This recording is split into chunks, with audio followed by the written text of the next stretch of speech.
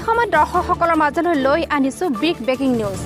জোনাই শিৱগুৰিৰ ৰঙালী বিহুৰ মাজতে সংঘটিত হৈছে এক ভয়ংকৰ অগ্নিকাণ্ড।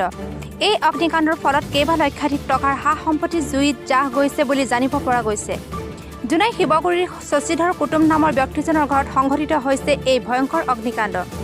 জানিব পৰা মতে আজি দুপৰীয়া পাকঘৰত এটা কেটলিত পানী গৰম কৰি থকা সময়তে পাকঘৰৰ পৰা জুইৰ সূত্ৰপাত হৈ নিমিষতে সম্পূৰ্ণৰূপে ভস্মীভূত হয় ঘৰখন। এই অগ্নিকাণ্ডত কোনোমতে প্ৰাণ ৰক্ষা পৰে ঘৰত থকা এজনী বেমাৰী তিৰোতা। এই অগ্নি সংযোগৰ ফলত গোটেই ঘৰখন সম্পূৰ্ণৰূপে ভস্মীভূত হোৱাত কেইবা লক্ষাধিক টকাৰ সা-সম্পত্তি জুইত জাহ যায়। জুই নুমাবলৈ গাঁৱৰ ৰাইজে আপ্ৰাণ চেষ্টা চলাই যদিও জুই নুমাবলৈ সক্ষম নহ'ল।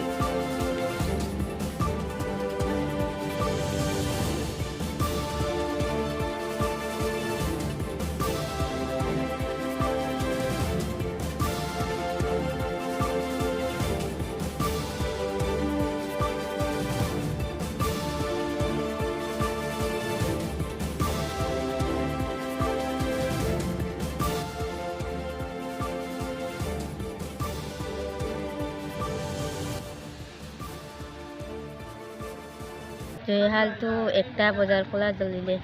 জুইশালটো 1টা বজাৰ পৰা জ্বলিছে।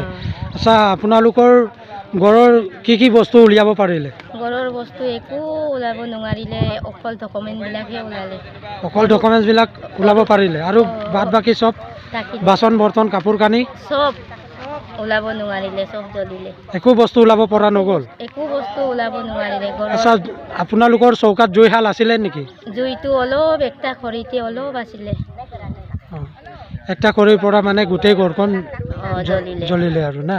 মই বেমাৰৰ পৰা কালি ডাক্তৰৰ পৰা আহি কিনি ক'ব নোৱাৰে, এইটোৰ কাৰণে কণ্টেক্টমান হ'লোঁ।